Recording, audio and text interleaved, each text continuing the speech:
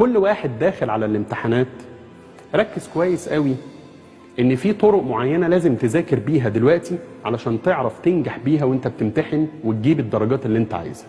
اتمنى من كل واحد عنده امتحانات ورقة وقلم كده وبالراحة ويكتب، عشان الكلام ده هيفرق معاه جدا.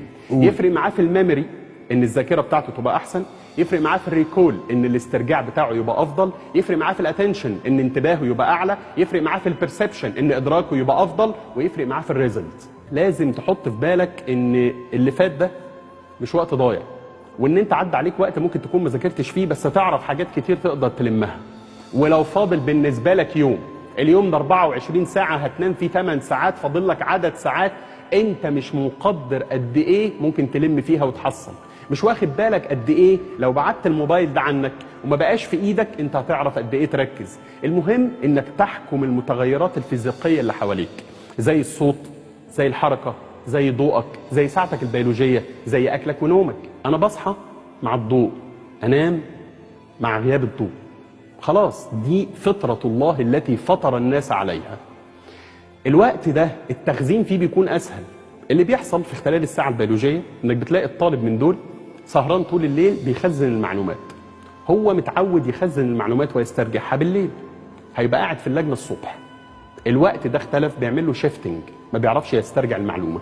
ادي نمره واحد. اذا ما تم تخزين المعلومه، يعني بيحفظ حاجه دلوقتي او بيسترجع حاجه دلوقتي وجنبيه صوت اغنيه معينه، المخ ما بيترجمش ده، بيترجم الكونديشننج ده ان هو الواقع، هو الطبيعي. ما بيعرفش ان الاغنيه دي بره اللي انت بتذاكره، فبيدخل المثيرين ويخزنهم مع بعض. فلما تيجي تستدعي المعلومه اللي كنت بتحفظها بدون المثير الثاني اللي هو حققه هذا الاشتراط، المعلومه ما بتجيش. المتغير الثالث وده اخطر، غير النوم وغير الاشتراط اللي ممكن يحصل بالشكل ده، هو انه بيحفظ او بيستذكر او بيسترجع شفهي، وده غلط تماما. مهم جدا ان احنا ندرب ولادنا انه لما يجي يخزن معلومه يخزنها باكبر قدر ممكن من الحواس.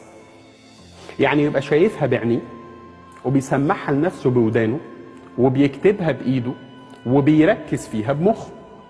فده احنا هنا بنعمل تكنيك لطيف جدا اسمه المنتال فيجوال ليسننج موتور كوردينيشن.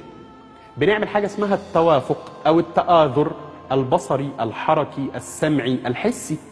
فلو عينه نسيت، ايده اللي كانت بتكتب مش هتنسى، ولو ايده نسيت مخه هيعرف يجمع المعلومه ويتذكرها ويكتبها عشان كتبها 100 مره.